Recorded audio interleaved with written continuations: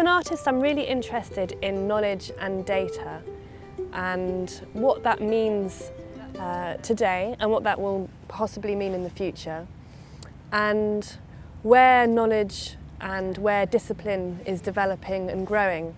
And my questions as an artist was really, what is happening to data and knowledge? And a lot of these antiquarian books and texts and artefacts are now being digitised, and people are now globally able to access this information. So they'll scroll through a Leonardo da Vinci manuscript that's uploaded at the British Library, or look at some hieroglyphics that are on display online via the British Museum.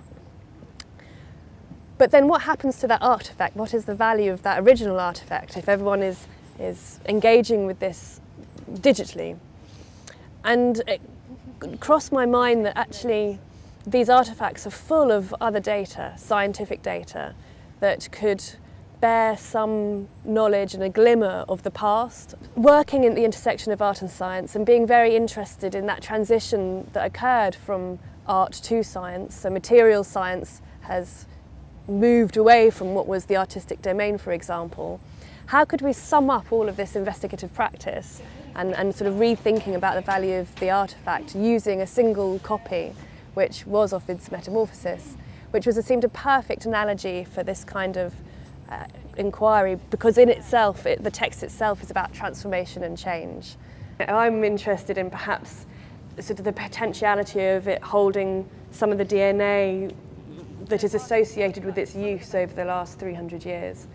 If someone, say, had scarlet fever, is my current obsession, is it that is in the book somewhere through the person's interaction with it? So I've traced back all the various epidemics that have occurred in its location, because it was printed in London, it ended in Margate, so it hasn't travelled that far. So tracing its history over the last 300 years, we've managed to identify the various epidemics it got into contact with. So potentially something like that could be here. It's a bit like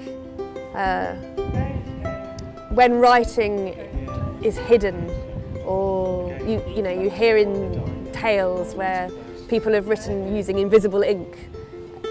Essentially this data is invisible, and so we're trying to reveal that to the public through this process.